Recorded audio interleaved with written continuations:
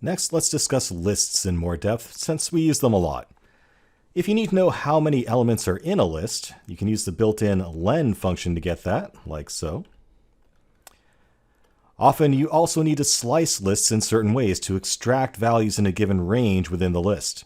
The colon is used for this. In this first example, we use :3 to ask for the first 3 elements of the list. And similarly, we can use 3: to ask for everything after the third element, like so. We can also do something like -2: to ask for the last 2 elements of the list.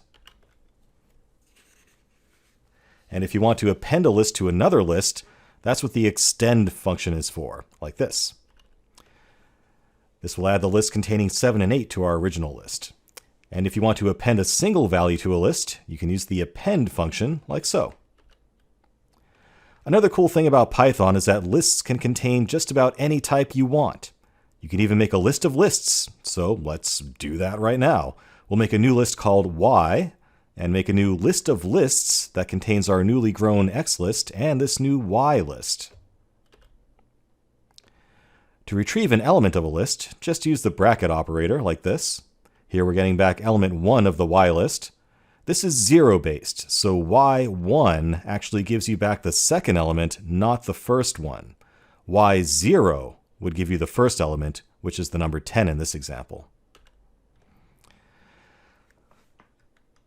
Lists also have a built-in sort function you can use to sort the list in place, like so. And if you want to sort in reverse order, you just pass reverse equals true into the sort function. This is also a good time to mention that there are a couple of ways to pass parameters into functions. You can just pass in a list of values like you would in most languages, but you can also pass them in by name. Often, Python functions will have a lot of parameters that have default values assigned to them, and you just specify the ones you care about by specifying them by name. Okay, let's keep going and talk about tuples next. Tuples are a lot like lists, but the main difference is that they are immutable. Once you create a tuple, you can't change them. They're handy for people doing functional programming or for interfacing with systems like Apache Spark that are developed on functional programming languages. We'll do that later in the course. The only real difference is that you enclose tuples with parentheses instead of square brackets. So here's a tuple of the values 1, 2, and 3. We can use len on it just like we would with a list. You can reference elements in a tuple in the same way that you would in a list as well. Again, it's 0-based, so y2 gives us back the third element of the list, not the second one. You can also make a list of tuples if you so desire. Another common use of tuples is in passing around groups of variables that you want to keep together. For example, the split function on a string will give you back a bunch of string values extracted from that string, and we can assign those values to elements in a tuple as a quick way of naming each one. Look at this example. We have 2 numbers separated by a comma, and we know the first value represents an age and the second an income value. We can extract them right into variables named age and income like so. Moving on. Another useful data structure in Python is the dictionary. In other languages, you might know this as a map or a hash table. It's basically a lookup table where you store values associated with some unique set of key values. It makes more sense with an example.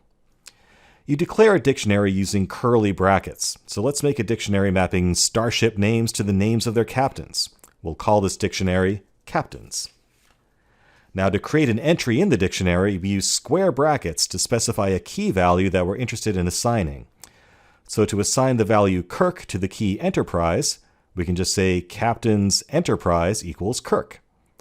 We do the same for the other starships we know about. Then retrieving a dictionary element is done in the same way. Just use square brackets to get back the value you want. So to get the captain of the USS Voyager, we can do it like so.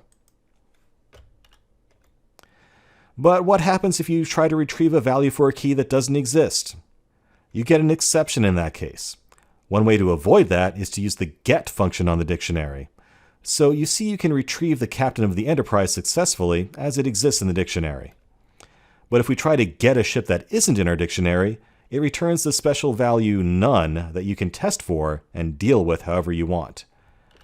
And if you know that the captain of the NX-01 is Jonathan Archer, you're my new best friend.